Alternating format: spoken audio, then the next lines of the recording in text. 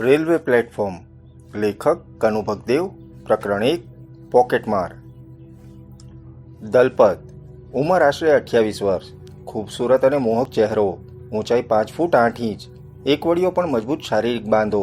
ચહેરા પરથી કોઈ કવિ જેવી સૌમ્યતા ધરાવતો દલપત નામનો આ યુવાન વાસ્તવમાં એક અઠંગ અને નિષ્ણાત પોકેટમાર તથા ખિસ્સા કાતરું હતો. 18 વર્ષની ઉંમરે એણે આ ધંધો શરૂ કર્યો હતો, જે આજે પણ પૂરજોશથી ચાલતો હતો. એની લાંબી પાતળી આંગળીઓ આજ સુધીમાં અસંખ્ય ગજવાઓનો ભાર હળવો કરી ચૂકી હતી. ભોળા ભટાક ચહેરાને કારણે આજ સુધી કોઈનીએ તેના પર શંકા નહોતી ઉપજી. પોલીસની ફાઇલમાં તેનો કોઈ રેકોર્ડ નહોતો. દલપતની આ ખૂબીનો યશ તેના ગુરુ શંકરને ફાળે જ જતો હતો. દલપતને શંકર પર જેટલી લાગણી હતી એટલો જ શંકરને તેના પર ગર્વ હતો. અને ગર્વ શા માટે ન હોય? 50 વર્ષની ઉંમરમાં શંકરને દલપત જેવો શિષ્ય, નિષ્ણાત શિષ્ય નહોતો મળ્યો. એની નજરે દલપતની ખાસિયત એ હતી કે એણે એની દરેક વાતને પોતાના દિલો દિમાગમાં ઉતારી લીધી હતી. દલપત ધંધાના સમયે આ વાત હંમેશા યાદ રાખતો હતો અને ઈમાનદારીથી તેનો અમલ પણ કરતો હતો. શંકરના કહેવા મુજબ કોઈના ગજવા હળવા કરવા એ પણ એક જાતનો ધંધો હતો અને અન્ય ધંધાઓની જેમ એના આ ધંધાની પણ અમુક ગુપ્ત ચાવીઓ હતી. આ ધંધાની સફળતા માટે એણે પોતાના બહોળા અનુભવના આધારે અમુક કાયદાઓ અને સિદ્ધાંતો ઘડ્યા હતા. આ બંને વિશેની બારીકમાં બારીક વાતોથી એણે દલપતને વાકેફ કર્યો હતો. દલપતે પણ આ કાયદાઓ અને સિદ્ધાંતોને બરાબર રીતે સમજીને અપનાવ્યા હતા અને આ જ કારણસર અત્યારે દલપત વિશાળગઢ શહેરના આલિશાન રેલવે પ્લેટફોર્મ પર ખૂબ જ ધીરજ અને આરામથી ઊભો રહીને યોગ્ય શિકારની શોધમાં ચારે તરફ નજર દોડાવતો હતો. કોઈક એવો શિકાર કે જે ખૂબ જ માલદાર હોય અને ગજવું હળવું થઈ ગયા પછી 2 નંબરના પૈસા હોવાને કારણે ફરિયાદ નોંધાવવાનું માંડી વાળે. દલપતે ગરદન ફેરવીને પોતાની બાજુમાં થાંભલા પર લટકતા ઇલેક્ટ્રોનિક્સ ઘડિયાળ સામે જોયું. સાંજના 6:57 થઈ હતી. એણે પોતાનો કોટ વ્યવસ્થિત કર્યો. આજની સાંજ જાન્યુઆરી મહિનાની કદાચ સૌથી ઠંડી સાંજ હતી. સવારથી જ આકાશમાં વાદળો ઘેરાયા હતા. સુસવાટાભેર ઠંડો પવન ફૂંકાતો હતો. કોઈ પણ ઘડીએ વરસાદ તૂટી પડશે એવું લાગતું હતું. સહસા પ્લેટફોર્મ પર ફિટ કરવામાં આવેલા સ્પીકરોમાં લેડીઝ એનાઉન્સરનો મધુર અવાજ ગૂંજી ઉઠ્યો. એના કથન મુજબ ભરતપુર એક્સપ્રેસ ટ્રેન 15 મિનિટમાં જ 1 નંબરના પ્લેટફોર્મ પર આવવાની હતી. દલપત 1 નંબરના પ્લેટફોર્મ પર જ ઊભો હતો. એનાઉન્સમેન્ટની સાથે જ પ્લેટફોર્મ પર છવાયેલો શોરબકોર વધી ગયો. મુસાફરોની સાથે સાથે કુલીઓ અને અન્ય સામાન વહેંચનારાઓના અવાજો તીવ્ર બની ગયા. દલપત સાવચેત થઈ ગયો, કારણ કે આજ તેના ધંધા માટે સૌથી વધુ અનુકૂળ સમય હતો. આવનારી થોડી પળોમાં જ એને પોતાનો શિકાર શોધીને આંગળાની કરામત બતાવવાની હતી. હવે મુસાફરોનું સમગ્ર ધ્યાન પોતાના ગજવા કરતાં આવનારી ટ્રેન પ્રત્યે જ વધુ કેન્દ્રિત થયેલું હશે એ વાત જાણતો હતો. સહસા એની નજર પ્રવેશદ્વારમાંથી પ્લેટફોર્મ પર પ્રવેશીને પોતાની તરફ જ આવતા એક માનવી પર પડી. દલપતે ધ્યાનથી તેનું નિરીક્ષણ કર્યું. એ આશરે 50 વર્ષની વય ધરાવતો આધેડ હતો. ગોરો રંગ, ગોળ ચહેરો, વિશાળ કપાળ અને શરીર સહેજ ભારે. આધેડ જ્યારે તેની પાસેથી પસાર થયો ત્યારે પળભરમાં જ દલપતે તેને પારખી લીધો. આધેડ ભણેલો ગણેલો અને પ્રતિભાશાળી તો હતો જ. એના જમણા હાથની આંગળીઓમાં સોનાની વજનદાર વીંટી તથા ગળામાં પહેરેલો ચેન તેના પૈસાદાર હોવાની ચાડી ફૂંકતા હતા. એણે ક્રીમ કલરનો ઢીલો પરંતુ મોંઘો સૂટ પહેર્યો હતો. એના કોટના બહારના ગજવામાં જ એક ફૂલેલું પર્સ પડ્યું હતું, જે સહેજ બહાર પણ દેખાતું હતું. અને મજાની વાત તો એ હતી કે જાણે પોતાની ચારે તરફ ફેલાયેલી ભીડથી તદ્દન અજાણ હોય એમ તે માથું નીચું રાખીને પોતાના વિચારમાં જ ચાલ્યો જતો હતો. દલપતે તેને 2 વખત જુદા જુદા માણસો સાથે અથડાતો જોયો, પરંતુ આધેડની નમેલી ગરદન એક વખત પણ ઊંચી નહોતી થઈ. આ જોઈને દલપતના ગુલાબી હોઠ પર કટાક્ષયુક્ત સ્મિત ફરક્યું. માનસિક મૂંઝવણ માણસની કેવી હાલત કરી નાખે છે એનો તે વિચાર કરવા લાગ્યો. એક માણસની પરેશાની ક્યારેક કોઈ બીજાની ખુશીનું કારણ બની જાય છે, તો ક્યારેક એક માણસની ખુશી બીજાની પરેશાની બની જાય છે. દલપતે પોતાના હાથમાં જકડાયેલા અખબારની ઘડી કરીને કોટના ગજવામાં મૂક્યું અને પગ પાસે પડેલી પોતાની બ્રીફકેસ ઊંચકીને સ્ફૂર્તિથી એ માણસની પાછળ ચાલવા લાગ્યો. આધેડની આગળ નીકળી થોડે દૂર પહોંચીને જાણે અચાનક જ કંઈ યાદ આવ્યું હોય એમ પીઠ ફેરવીને તે પાછો ફર્યો અને ઉતાવળા પગલે આગળ વધ્યો. સામેથી આવતા આધેડ સાથે જાણે કે તે અનાયાસે જ અથડાયો હોય અને ઓહ સોરી ની દિલગીરી વ્યક્ત કરતો ઝડપભેર આગળ વધી ગયો. એની આંગળીઓ પોતાની કરામત બતાવી ગઈ હતી. થોડા ડગલા દૂર પહોંચ્યા પછી એણે ધીમેથી પીઠ ફેરવીને જોયું. આધેડ પૂર્વવત રીતે ચાલ્યો જતો હતો. દલપતે વજનદાર પર્સ કોટના ગજવામાં શેરવીને રાહતનો શ્વાસ લીધો અને સામે જ દેખાતા સેકન્ડ ક્લાસના વેઇટિંગ રૂમમાં ઘૂસી ગયો. શંકરની સૂચના મુજબ હવે તે પર્સ ચોરીનું પુરવાર થઈ શકે એવા દરેક પુરાવાઓથી તાબડતોબ છુટકારો મેળવી લેવા માંગતો હતો. એણે ટોયલેટમાં પ્રવેશીને દરવાજો બંધ કર્યા બાદ ગજવામાંથી પર્સ કાઢ્યું. પર્સ ઉગાડતા જ તેને 100, 50, 20 અને 10 રૂપિયાવાળી નોટોની મોટી થપ્પી દેખાઈ. એની આંખોમાં ચમક પથરાઈ ગઈ. ઓછામાં ઓછા 3,500 રૂપિયાની રકમ હતી. રકમને ગજવામાં મૂક્યા પછી એણે ફરીથી એકવાર તેને ફંફોળ્યું. એમાં તેને ઘડી કરેલો એક કાગળ દેખાયો અને પોતાના શંકર ગુરુની સલાહ ફરીને યાદ આવી. પર્સ ફેંકતા પહેલાં તેની દરેક વસ્તુ બરાબર રીતે જોઈ લેવી. જે વસ્તુને તું નકામી સમજીને ફેંકવાનો હો છો એ કોઈના જીવનની કિંમતી વસ્તુ પણ હોઈ શકે છે. પછી ભલે એ વસ્તુ કાગળનો નાનો ટુકડો કેમ ન હોય. જો આવી કોઈ વસ્તુ હોય તો એ વસ્તુને તેના માલિક સુધી જરૂર પહોંચાડી દેવી, કારણ કે તું માત્ર એક ખિસ્સા કાતરું છો, ખૂની નથી. તારો હક માત્ર પૈસાના રૂપિયા પર જ છે, એના માલિકના જીવ પર નથી. દલપતે કાગળની ઘડી ઉકેલી. એના પર ઉતાવળથી કંઈ લખવામાં આવ્યું હતું. દલપતે તેના પર ઉડતી નજર ફેંકી. વળતી જ પળે તે એકદમ ચમકી ગયો.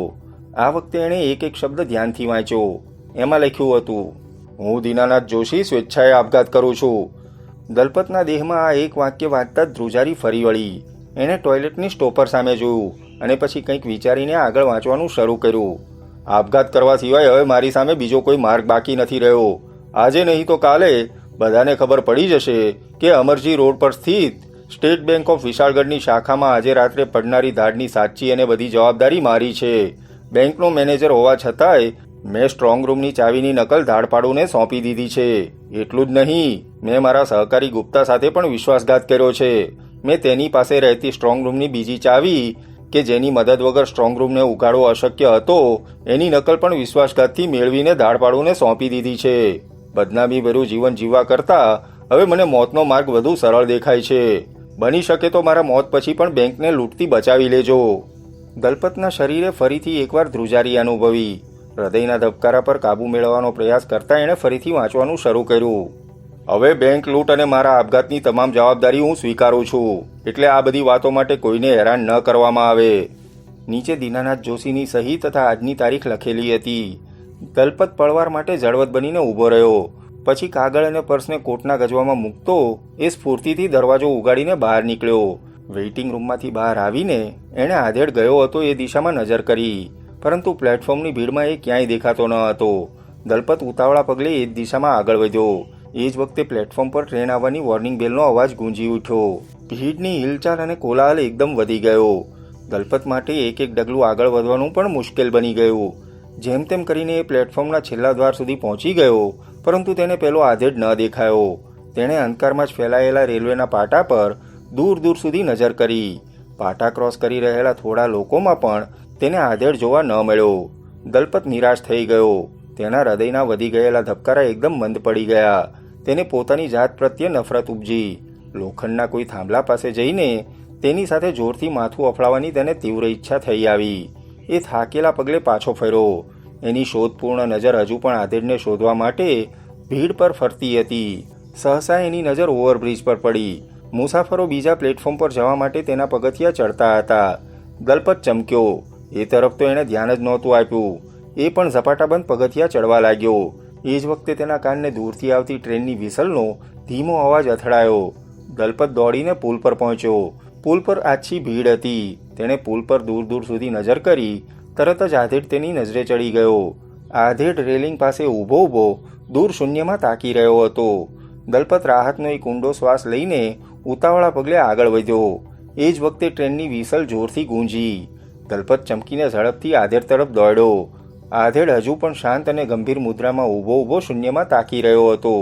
દલપતે નજીક પહોંચી હાથ લંબાવીને તેનું બાવડું પકડવાનો પ્રયાસ કર્યો, પરંતુ એ જ વખતે સામેથી એક માણસ ઉતાવળા પગલે આવીને જોરથી દલપત સાથે અથડાયો. સોરી! ટ્રેન પકડવાની ઉતાવળમાં ચાલતા ચાલતા જ એ માણસ દિલગીરી વ્યક્ત કરતા બોલ્યો, પરંતુ એની ટક્કરથી દલપત લથડીને રેલિંગ સાથે અથડાયો. પોતાની જાત પર કાબૂ મેળવતા મેળવતા એણે આધેડને પોતાના સ્થાનેથી ખસતો જોયો. દલપતે હાથ લંબાવીને તેને અટકાવવાનો અને પકડવાનો પ્રયાસ કર્યો, પરંતુ એમાં તેને સફળતા ન મળી. જોત જોતામાં જ આધેડ રેલિંગ પર નમ્યો અને એ કાંચકા સાથે નીચે પાટા પર કૂદી પડ્યો. એ નીચે કૂદ્યો તેની થોડી સેકન્ડો પછી ટ્રેનનું એન્જિન સડસડાટ પુલની નીચેથી પસાર થઈ ગયું. દલપતનો શ્વાસ થંભી ગયો. એણે ખાલી ખાલી નજરે આજુબાજુ જોયું.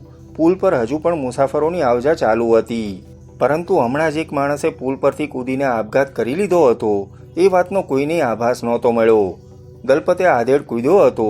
એ સ્થળે ઊભા રહીને નીચે નજર કરી. હવે ત્યાં ટ્રેન ઊભી હતી. આધેડના બચવાનો કોઈ સવાલ જ ઊભો નહોતો થતો. થોડી પળો સુધી એ જ હાલતમાં ઊભા રહ્યા બાદ દલપત આગળ વધીને પગથિયા ઉતરવા લાગ્યો. આજે પહેલીવાર પોતાના હાથેથી અચાનક જ એક નિર્દોષ માણસનું ખૂન થઈ ગયું છે એવો ભાસ તેને થતો હતો. નીચે ઉતર્યા પછી પ્રવેશ દ્વાર તરફ આગળ વધતી વખતે એણે રેલવે પોલીસના 5-6 કર્મચારીઓને ઝડપથી પુલ તરફ જતા જોયા. તેમની સાથે કદાચ એન્જિનનો ડ્રાઈવર પણ હતો, જે તેમને કંઈક કહેતો હતો. અર્થાત દીનાનાથ જોશીના આપઘાતની વાત હવે છુપી નહોતી રહી. પોલીસના લફરાથી બચવા માટે દલપતે પોતાની ચાલવાની ગતિ એકદમ વધારી દીધી. પ્લેટફોર્મ પરથી બહાર નીકળીને એણે સૌથી પહેલાં ગજવામાં પડેલા આધેડના પર્સથી છુટકારો મેળવ્યો. એણે તેને એક કચરા પેટીમાં પધરાવી દીધું. ઘડીભર તો તેને દીનાનાથના પત્રને પણ ફાડીને ફેંકી દેવાનું મન થયું, પરંતુ પછી કંઈક વિચારીને એણે એમ કરવાનું માંડી વાળ્યું. એક ટેક્સીમાં બેસીને એણે ડ્રાઈવરને દિવાન ચોક તરફ ટેક્સી લઈ લેવાનું કહ્યું. કડકડતી ઠંડી પડતી હોવા છતાંય એના કપાળ પરથી પરસેવાની ધાર નીતરતી હતી. તેના હૃદયના ધબકારા ઘટવાને બદલે વધતા જતા હતા. દિવાન ચોકમાં ઉતરીને દલપત ફરીથી મૂંઝવણમાં પડી ગયો. હવે ક્યાં જવું એ તેને નહોતું સમજાતું. છેવટે તે એક રેસ્ટોરન્ટમાં દાખલ થઈ ગયો. ચાનો ઓર્ડર આપી માથું નમાવીને એ વિચારમાં ડૂબી ગયો. ચા પીતા પીતા સહસા એની નજર સામે દીનાનાથ જોશીનો ચહેરો તરવરી ઉઠ્યો. એ વાત સાચી હતી કે દલપતે તેને આપઘાત કરવા માટે નહોતો ઉશ્કેર્યો. એણે તેને બચાવવાનો પૂરેપૂરો પ્રયાસ કર્યો હતો. એ વાત પણ સાચી હતી, પરંતુ એમ છતાંય પોતાનાથી અજાણતા જ કોઈ ભયંકર ભૂલ થઈ ગઈ છે એવો ભાસ તેને થતો હતો. એ જેમ જેમ પોતાની આ ભૂલને ઓળખવાનો પારખવાનો પ્રયાસ કરતો હતો તેમ તેમ તે એટલો જ મૂંઝવણમાં ડૂબતો જતો હતો. છેવટે એ ગજવામાંથી દીનાનાથનો પત્ર કાઢીને વાંચવા લાગ્યો. પછી એની ચેતના અમુક શબ્દો પર સ્થિર થઈ ગઈ. તે વારંવાર એ શબ્દો વાંચવા લાગ્યો. બની શકે તો મારા મોત પછી પણ બેંકને લૂંટતી બચાવી લેજો. દલપતના શરીરમાં નવી તાજગી ફરી વળી. એની આંખમાં આશાભરી ચમક પથરાઈ ગઈ. પોતે દીનાનાથને તો મોતના મોંમાંથી નથી ઉગારી શક્યો, પણ બેંકને લૂંટાતી જરૂર બચાવી શકે તેમ છે. કમસે કમ દીનાનાથની આ અંતિમ ઈચ્છા તો પોતે જરૂર પૂરી કરી શકે તેમ છે. પણ કેવી રીતે? એનું દિમાગ આ સવાલનો જવાબ મેળવવા માટે ઝપાટાબંધ કામે લાગી ગયું. એણે ચાનો કપ ખાલી કર્યો અને કાઉન્ટર પર જઈને પૈસા ચૂકવ્યા. આપની પાસે ટેલિફોનની ડિરેક્ટરી હશે? એણે કાઉન્ટર પર પડેલા ટેલિફોન સામે તાકી રહેતા પૂછ્યું. કાઉન્ટર પાછળ ઊભેલા દુબળા પાતળા માનવીએ ચૂપચાપ તેની સામે ડિરેક્ટરી સરકાવી. દલપતે ડિરેક્ટરીમાંથી અમરજી રોડ સ્થિત પોલીસ સ્ટેશનનો નંબર શોધ્યો અને કાઉન્ટર પાછળ મોજૂદ માણસનો આભાર માનીને રેસ્ટોરન્ટમાંથી બહાર નીકળ્યો. ચાલતા ચાલતા દલપતે પોતાના કાંડા ઘડિયાળમાં સમય જોયો. રાતના 8:15 વાગ્યા હતા. રાતના 12 વાગ્યા સુધી ધમધોકાર રહેતો દિવાન ચોક અત્યારે સુનકાર ભાસતો હતો. મોટાભાગની દુકાનો બંધ થઈ ચૂકી હતી. ટ્રાફિક પણ નહીવત જ હતો. દલપત પગપાળા જ આગળ વધ્યો. એ કોઈક પબ્લિક ટેલિફોન બૂથ શોધતો હતો. સહસા એના માથા પર વરસાદના 2-4 ટીપા પડ્યા. એણે ઝડપભેર આગળ વધવાનું શરૂ કરી દીધું. 10 મિનિટ પછી એને એક પબ્લિક બૂથ દેખાયું. દલપત બૂથમાં દાખલ થઈ ગયો. હૂક પરથી રિસીવર ઊંચકી નંબર મેળવીને સામે છેડેથી જવાબ મળતા જ એણે એક સિક્કો કોઈનના બોક્સમાં પધરાયો. પછી કોઈ પણ જાતની ભૂમિકા બાંધ્યા વગર તે બોલ્યો, હલો, મારી વાત ધ્યાનથી સાંભળો. અમરજી રોડ સ્થિત સ્ટેટ બેંક ઓફ વિશાળગઢની શાખામાં આજે ધાડ પડવાની છે. તમે કોણ બોલો છો? સામે છેડેથી પૂછવામાં આવ્યું. માહિતી આપ્યા પછી રિસીવર મૂકી દેવાનું દલપતને મન થયું, પરંતુ સામે છેડે આવતા અવાજમાં રહેલો થતવાટ પારખીને તેને શંકા ઉપજી. આપ કોણ બોલો છો? પોતાની શંકા દૂર કરવાના આશયથી એણે પૂછ્યું. હું ઇન્સ્પેક્ટર માયારામ બોલું છું. સામે છેડેથી ભારે ભરખમ અવાજ તેને સંભળાયો. તો પછી મારું નામ જાણવાની જરૂર નથી. દલપત તીવ્ર અવાજે બોલ્યો. પહેલા આપ બેંકને લૂંટતી બચાવો. કઈ બેંક? સામે છેડેથી લથડતા અવાજે પૂછવામાં આવ્યું. State bank of Vishalgadh. દલપતે ધૂંધવાતા અવાજે જવાબ આપ્યો. તું એ બેંક શા માટે લૂંટવા માંગે છે? એનો સવાલ સાંભળીને દલપતને નવાઈ લાગી. હું નહીં, અમુક ધાડપાડુઓ લૂંટવા માંગે છે, એણે પોતાના ક્રોધ પર કાબુ મેળવતા કહ્યું. વાહ, શાબાશ, ધન્ય છે તને અને તારી જનતાને. જાણે તેની ઠેકડી ઉડાડવા માંગતો હોય એવો અવાજ સામેથી આવ્યો. અમુક ધાડપાડુઓ બેંક લૂંટવા માંગે છે અને તું આતિમતાઈ બનીને મને એની માહિતી આપે છે એમને? તારા બકવાસ પર હું ભરોસો કરી લઈશ એમ તું માને છે? ભરોસો નહીં કરો તો તમારે પસ્તાવવું પડશે. દલપત મોં મચકોડતા બોલ્યો.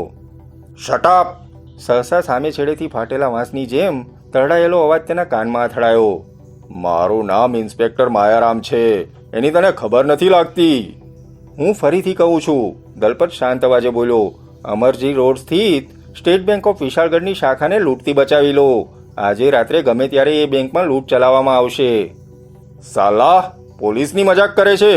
હવે તું એમ કહીશ કે ચંદનપુર એક્સપ્રેસ ટ્રેન પ્લેટફોર્મ છોડીને શહેરમાં ઘૂસી આવવાની છે. એર ઇન્ડિયાનું પ્લેન બોમ્બ વરસાવવાનું છે. શહેરના કૂતરાઓ ભેગા થઈને પોલીસ ચોકી પર હુમલો કરવાના છે. તું મને... દલપત એની વાત સાંભળ્યા વગર જ રિસીવર હુક પર લટકાવીને બૂથમાંથી બહાર નીકળી ગયો. જહન્નમમાં જાય! એ પુનઃ પગપાળા દિવાન ચોક તરફ આગળ વધતો સ્વગત બબડ્યો. લૂંટારાઓને ચાવી આપવા માટે મેં તો કઈ દીનાનાથના બચ્ચા પર દબાણ કર્યું નહોતું, તે મેને આપઘાત કરવા પણ ઉશ્કેર્યો નહોતો. ઉલટું મેં તો એનો જીવ બચાવવાનો પ્રયાસ કર્યો હતો. રહ્યો સવાલ પર્સનો, તો મેં કદાચ પર્સ ન તફડાવ્યું હોત તો પણ એનો આપઘાત ટળવાનો નહોતો. પર્સ કદાચ તેના ગજવામાં જ પડ્યું હોત તો પણ બેંક ન જ લૂંટાત એની શી ખાતરી હતી? તપાસ કરનાર ઇન્સ્પેક્ટર આ માયારામ જેવો હોત તો પર્સની રકમ એના ગજવામાં ચાલી જાત અને દીનાનાથનો પત્ર પર્સ સાથે જ કચરાપેટીની શોભા બની જાત. માયારામ યાદ આવતા જ દલપતે મોં મચક્યું. પછી પુનઃ બબડ્યો. માયારામ જેવા નાલાયક માણસો પોલીસ વિભાગમાં ભરતી જ શા માટે થાય છે? એક ગંદી માછલી સમગ્ર તળાવના પાણીને ગંદુ કરી નાખે છે. મેં ફોન પર લૂંટની માહિતી આપી, એમાં જો એ નાલાયક આટલો ઓબાળો મચાવતો હતો તો હું એની પાસે રૂબરૂ ગયો હોત તો ભગવાન જાણે એ મારી શું હાલત કરત. હવે સવારે તેને બેંક લૂંટાયાના સમાચાર મળશે ત્યારે બેટમજીનો બધો નશો કપૂરની જેમ ઉડી જશે. પોતાની સાત પેઢીને ભાંડશે. વિચારમાં ને વિચારમાં એ દિવાન ચોકમાં પહોંચ્યો. ત્યાં એક ખાલી ટેક્સી ઊભી હતી. સ્લમ ક્વાર્ટર જવું છે? દલપતે નજીક પહોંચીને ટેક્સી ડ્રાઈવરને પૂછ્યું. ના. દલપતનું પગથી માથા સુધી નિરીક્ષણ કરતા યુવાન ડ્રાઈવર બોલ્યો. હું તો અહીંયાથી સીધો જ મારે ઘેર જવા માંગુ છું. આવી કડકડતી ઠંડીમાં વધુ હાડકા થીજવવાની મારી બિલકુલ ઈચ્છા નથી. એની વાત સાંભળીને દલપતને સ્લમ ક્વાર્ટરમાં મોજૂદ પોતાની નાનકડી રૂમની હળવી ગરમીનો આભાસ મળ્યો. ઉડીને પોતાના રૂમમાં પહોંચીને બૂટ કાઢ્યા વગર જ ચાદરમાં સમાઈ જવાનું તેને મન થયું. તું કઈ તરફ જાય છે? એણે પૂછ્યું. અમરજી રોડ. ડ્રાઈવરે અન્ય મુસાફરની શોધમાં આમ તેમ નજર દોડાવતા જવાબ આપ્યો. દલપત ચમક્યો. જે વાતથી તે જેટલો બચવા માંગતો હતો એ વાત એટલી જ તેની પાછળ પડી હતી. ચાલ, મનોમન કંઈક નક્કી કરીને એ ટેક્સીમાં બેસતા બોલ્યો. અમરજી રોડ પર જ લઈ લે. પણ તમારે તો સ્લમ ક્વાર્ટર જવું છે ને? ડ્રાઈવરે આશ્ચર્યથી તેની સામે તાકી રહેતા પૂછ્યું. બસ, વિચાર બદલાઈ ગયો. દલપતે સ્મિત ફરકાવતા કહ્યું. હવે તો નસીબ જ્યાં લઈ જાય ત્યાં જ જવું છે. ડ્રાઈવરે ટેક્સી સ્ટાર્ટ કરીને અમરજી રોડ તરફ દોડાવી મૂકી. થોડીવાર પછી દલપતે અમરજી રોડના વળાંક પર જ ટેક્સી ઊભી રખાવી અને ભાડું ચૂકવીને ડ્રાઈવરને વિદાય કર્યો. ત્યારબાદ તે પગપાળા જ આગળ વધ્યો. પોતે અચાનક અહીં આવવાનો નિર્ણય શા માટે કરી નાખ્યો હતો એ તેને પોતાને પણ નહોતું સમજાતું. આજે રાત્રે જો બેંક લૂંટાવાની જ હતી તો તે એકલો એને લૂંટાતી બચાવી શકે એમ નહોતો. તે એક મામૂલી ખિસ્સા કાતરું હતો, કંઈ સુપરમેન નહોતો. અલબત્ત જરૂર પડે તે દોડી જરૂર શકતો હતો, ખૂબ ઝડપથી દોડી શકતો હતો. એના દુબળા પાતળા શરીરમાં સ્ફૂર્તિ ઠાંસી ઠાંસીને ભરી હતી. પોતાની આ બંને વિશેષતાઓને જરૂર પડે તે કેટલીય વાર અજમાવી પણ ચૂક્યો હતો. એના ગુરુ શંકરે આવા અણધાર્યા જોખમોથી પહોંચી વળવા માટે બીજા પણ બે ઉપાયો બતાવ્યા હતા. પહેલું તો એ કે ગમે તેવા કપરા સંજોગોમાં પણ મગજ શાંત રાખવું, અને બીજું જરૂર પડે એક બેકાર અને મામૂલી વસ્તુને પણ ખતરનાક હથિયાર બનાવીને સ્વરક્ષણ માટે તેનો ઉપયોગ કરી નાખવો. પરંતુ આ બધી વાતો જ્યારે અણધારી મુશ્કેલી આવી પડી હોય ત્યારની હતી, જ્યારે અત્યારે તો તે કોઈ કારણ વગર જ બીજાની મુશ્કેલીમાં પોતાની જાતને ફસાવવા માંગતો હતો. બેટા દલપત, બેંકની ઇમારત દેખાતા જે પોતાની જાત પર ધૂંધવાતો સ્વગત બબડ્યો. તું જિંદગીભર ગધેડો રહ્યો છો અને ગધેડો જ રહીશ. ગધેડો એટલા માટે કે તું ગધેડાની જેમ જ બીજાની મુશ્કેલીઓનો ભાર ઊંચકીને ચાલે છે. હજુ પણ સમય છે, પાછો ફરી જા. નવ બહાર હોટલમાંથી ગરમા ગરમ ભોજન ખરીદ અને તારા રૂમમાં જઈને આરામથી આરોગ. પછી જોઈ લે તને કેવી જોરદાર ઊંઘ આવે છે. થોડી વાર આમને આમ રહીશ તો ઠંડીમાં તારા હાડકા થીજી જશે. ઠંડીનો વિચાર આવતા જ દલપતના આગળ વધતા પગ થંભી ગયા. એણે કોટના કોલર ઊંચે ચડાવીને ગરદન ફરતા લપેટ્યા અને ત્યારબાદ ધ્યાનથી બેંકની ઇમારત સામે જોયું. 2 સોડિયમ લાઇટના પ્રકાશથી ઇમારત ઝગમગતી હતી. નિયોન સાઇન બોર્ડ પર હિન્દી, અંગ્રેજી, ગુજરાતી ત્રણેય ભાષામાં લખેલા સ્ટેટ બેંક ઓફ વિશાળગઢના મોટા મોટા અક્ષરો ચમકતા હતા. દલપતની નજર બેંકના પ્રવેશદ્વાર તરફ સ્થિર થઈ ગઈ. પ્રવેશદ્વાર બંધ હતું. એણે સંતોષનો એક ઊંડો શ્વાસ લીધો. સહસા તેને પ્રવેશદ્વારની સામે આંટા મારતા 2 ગાર્ડ દેખાયા. વર્દીમાં સજ્જ થયેલા બંને રાઇફલધારી ગાર્ડ સાવચેતીથી ચોકી કરતા હતા. તેમને જોઈને તરત જ દલપતને એક વિચાર આવ્યો. એ ઝડપથી તેમની તરફ આગળ વધ્યો. સડક લગભગ ઉજ્જડ હતી. ક્યારેક કોઈક એકલ દોકલ વાહન પસાર થઈ જતું હતું. દલપતને પોતાની તરફ આવતો જોઈને બંને ગાર્ડ એકદમ સાવચેત થઈ ગયા. ખબરદાર, કોણ છે? સહસા બેમાંથી એક જણે કઠોર અવાજે પૂછ્યું. હું? દલપત તરત જ પોતાની ચાલવાની ગતિ ઓછી કરતા બોલ્યો. મારું નામ દલપત છે. હા તો? બીજાએ જાણે દલપતને કાચો ને કાચો ફાડી ખાવા માંગતો હોય એવી નજરે તેની સામે તાકી રહેતા પૂછ્યું. હું તમને એક ખાસ વાત કહેવા માટે આવ્યો છું. કઈ વાત? કહું છું, કહીને દલપત એક ડગલું આગળ વધ્યો. ખબરદાર! સહસા પહેલો ગાર્ડ કર્કશ અવાજે બોલ્યો. દલપત ઊભો રહી ગયો. સામે ઊભેલા બંને ગાર્ડનું વર્તન જોતા હવે જો પોતે એક ડગલું પણ આગળ વધશે તો તેઓ બેધડક પોતાની ગોળી ઝીંકી દેશે એવો તેને ભાસ થયો. જે કંઈ કહેવું હોય તે ત્યાંથી જ કહી નાખ, બીજાએ કર્કશ આદેશાત્મક અવાજે કહ્યું. દલપતે 10 ડગલા દૂર ઊભેલા બંને ગાર્ડ સામે ધ્યાનથી જોયું. એક ગાર્ડ ઠીંગણો અને યુવાન હતો. એનો રંગ ગૌવર્ણો હતો. પ્રકાશમાં એનો ગોળ, સુંદર, ક્લીન શેવડ ચહેરો ચમકતો હતો. જ્યારે બીજો ગાર્ડ આશરે 30 વર્ષનો જાડિયો હતો. એના ચહેરા પર હળવી મૂછ ખૂબ જ શોભતી હતી. એની આંખોમાં સાવચેતીભરી ચમક પથરાયેલી હતી. આજે રાત્રે આ બેંકમાં ધાડ પડવાની છે, દલપત આજુબાજુમાં નજર કર્યા બાદ ધીમેથી બોલ્યો. દલપતની વાત સાંભળીને બંને ઉછળી પડ્યા. તેમણે ચમકીને પહેલા દલપત સામે અને ત્યારબાદ પરસ્પર એકબીજાની સામે જોયા પછી છેવટે જાડિયાએ દલપતને ઉદ્દેશીને પૂછ્યું. ધાડ પાડવો કોણ છે? હું નથી જાણતો. બેંક ક્યારે લૂંટાવાની છે? યુવાને વ્યાકુળ અવાજે પૂછ્યું. એની પણ મને કંઈ ખબર નથી, દલપત બોલ્યો. હું માત્ર એટલું જાણું છું કે આજે રાત્રે ગમે ત્યારે આ બેંકમાં લૂંટ ચલાવવામાં આવશે. આ વાતની તને કેવી રીતે ખબર પડી? જાડિયાએ કઠોર અવાજે પૂછ્યું. એની વેધક નજર દલપતના ચહેરા પર જ મંડાયેલી હતી. દલપત ગભરાયો. પોતે અચાનક જ મોટી મૂર્ખાઈ કરી બેઠો છે એમ તેને લાગ્યું. બંને ગાર્ડની શંકા પોતાના પર જ કેન્દ્રિત થઈ ગઈ છે અને હવે તેઓ સાચી હકીકત જાણ્યા વગર પોતાને જવા દે તેમ નહોતા અને દલપત તેમને સાચી હકીકત જણાવી શકે તેમ નહોતો. સાચી હકીકત જણાવતા જ તેના ખિસ્સા કાતરું હોવાનો ભાંડો ફૂટી જાય તેમ હતો અને ભાંડો ફૂટ્યા પછી તેને જેલના સળિયા ગણવા પડે તેમ હતા. તમે લોકો બેંકને લૂંટતી બચાવવાનો પ્રયાસ શા માટે નથી કરતા? એણે ધૂંધવાતા અવાજે પૂછ્યું. પહેલા તું મારા સવાલનો જવાબ આપ, ઠીંગણો યુવાન ગાર્ડ કઠોર અવાજે બોલ્યો. આ વાત તું આટલી ખાતરીથી કેવી રીતે કહે છે? કમાલ કહેવાય, દલપતે પૂર્વવત અવાજે કહ્યું. તમને મારી વાત પર ભરોસો નથી બેસતો? ઠીક છે, જેવી તમારી ઈચ્છા. હું તો આ ચાલ્યો. કંઈ અજુગતું થશે તો પાછળથી તમારે જ પસ્તાવવું પડશે. ઊભો રહે, જાડિયો જોરથી ગરજી ઉઠ્યો. તું એમ નહીં જઈ શકે, કહેતાની સાથે જ તે આગળ વધીને દલપત પાસે પહોંચ્યો અને તેની સામે વેધક નજરે જોતા પૂછ્યું. આ વાત તે બીજા કોઈને જણાવી છે? હા, દલપત થોથવાતા અવાજે બોલ્યો. પોલીસને જણાવી છે, પરંતુ ઇન્સ્પેક્ટર માયારામ નશામાં હતો એટલે તેને મારી વાત પર ભરોસો નથી બેઠો. અને એટલા માટે જ આ સમાચાર આપવા માટે તું અહીં દોડી આવ્યો છે, ખરું ને? ઠીંગણા યુવાને પણ નજીક આવીને પૂછ્યું. હા, દલપતે નિરાશાપૂર્વક માથું હલાવતા કહ્યું. પરંતુ તમને પણ મારી વાત પર ભરોસો નથી બેસતો. ભરોસો કરીશું, જાડિયો સહેજ નરમ અવાજે બોલ્યો. પરંતુ પહેલા તું સાચું કહે, આ વાતની તને કેવી રીતે ખબર પડી? દલપત ખમચાયો. એણે કંઈ કહેવા માટે મોં ઉઘાડ્યું હતું ત્યાં જ સહસા બેંકનો દરવાજો ભીષણ અવાજે ઉઘડ્યો અને દલપતને તેમાંથી 2 માણસો ઝડપથી બહાર નીકળતા દેખાયા. એ બંને લાંબા કદના અને મજબૂત શારીરિક બાંધો ધરાવતા હતા. તેમાંથી એકના ચહેરા પર દાઢી હતી. બંનેની આંખોમાં ક્રૂરતાસભર કઠોરતાની ચમક પથરાયેલી હતી. એ જ વખતે દલપતને આભાસ થયો કે બેંકનો મુખ્ય દરવાજો માત્ર બંધ જ હતો. તેમાં બહારથી તાળું મારેલું નહોતું. અત્યાર સુધી આ વાત પ્રત્યે તેનું ધ્યાન ગયું જ ન હતું. બહાર આવતા જે બંનેએ વેધક નજરે દલપત સામે જોયું. દાઢીધારીના ખભા પર કેનવાસનો ગુલાબી રંગનો મજબૂત અને વજનદાર થેલો લટકતો હતો. થેલાને સંભાળવાનો પ્રયાસ કરતા એણે બંને ગાર્ડ સામે જોયું. જુઓ, બેંક લૂંટાય છે, દલપતે ઊંચે અવાજે બંને ગાર્ડને ચેતવવાનો પ્રયાસ કર્યો. એ જ વખતે જાડિયાએ સ્ફૂર્તિથી પોતાનો હાથ હવામાં લહેરાવ્યો. દલપતને જોખમનો આભાસ મળ્યો ત્યાં સુધીમાં મોડું થઈ ગયું હતું. એ પોતાના બચાવનો પ્રયાસ કરે તે પહેલા જ જાડિયાના રાઠોડી હાથનો વજનદાર મુક્કો સ્ટીમ રોલરના તોતિંગ ફટકાની જેમ એના જડબા પર ઝીંકાયો. દલપત લથડ્યો. કારમી પીડાથી એનું જડબું હચમચી ઉઠ્યું. જીવ બચાવવા માટે તરત જ તેને ત્યાંથી નાસી છૂટવાનો વિચાર આવ્યો. પરંતુ આ વિચારનો અમલ કરે એ પહેલા ઠીંગણાએ તેના માથા પર રાઇફલનું બટ ફટકારી દીધું. દલપતની આંખો સામે અંધકારની ચાદર ઉતરી આવી. એના પગ લથડ્યા. વળતી જ પડે તે બેભાન થઈને ઢળી પડ્યો. આ નંગ કોણ છે? બેંકમાંથી બહાર નીકળેલા ક્લીન શેવ્ડ ચહેરો ધરાવતા યુવાને બેભાન હાલતમાં પડેલા દલપત તરફ સંકેત કરતા બંને ગાર્ડને ઉદ્દેશીને પૂછ્યું. ખબર નથી ગુરુ, જાડિયા ગાર્ડે જવાબ આપ્યો.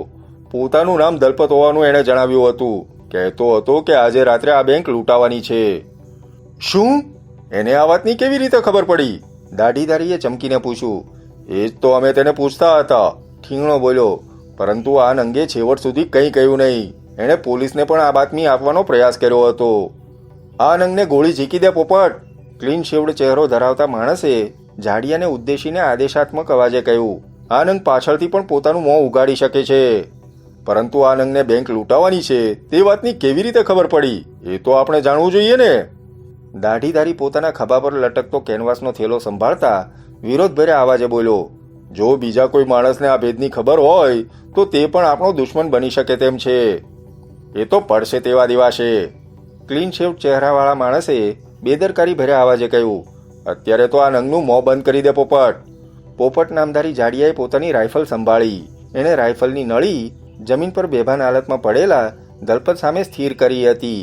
ત્યાં જ રાતના ગહન સન્નાટાને કાપતો ચીરતો પોલીસ જીપની સાયરનનો અવાજ ગૂંજી ઉઠ્યો. સાયરનનો અવાજ સાંભળતા જ ચારેય એકદમ ચમક્યા. ભાગો! સહસા ક્લીન શેવ્ડ ચહેરાવાળો માનવી તીવ્ર અવાજે બોલ્યો. બંને ગાર્ડ પોતાની રાઇફલો ત્યાં જ પડતી મૂકીને સડકને કિનારે એક વૃક્ષની ઓટમાં છુપાયેલી જીપ તરફ દોડ્યા. આંખના પલકારામાં ચારેય જીપમાં બેસી ગયા અને વળતી જ પડે જીપ બંદૂકમાંથી છૂટેલી ગોળીની રફતારથી ત્યાંથી નાસી છૂટી. તેમના ગયા પછી બરાબર 1.5 મિનિટ બાદ પોલીસની એક જીપ બેંકની ઇમારત સામે પહોંચીને ઊભી રહી. જીપમાંથી આધેડ વયનો એક ઇન્સ્પેક્ટર નીચે ઉતર્યો. એનો ચહેરો લાંબો, હોઠ પાતળા અને ગરદન ટૂંકી હતી. એની સર્પ જેવી ઝીણી આંખોમાં લુચ્ચાઈ ભરી ચમક પથરાયેલી હતી. આ આંખો શરાબના નશાને કારણે અત્યારે લાલઘુમ દેખાતી હતી. નીચે ઉતરતા જ નશાને કારણે એના પગ લથડ્યા.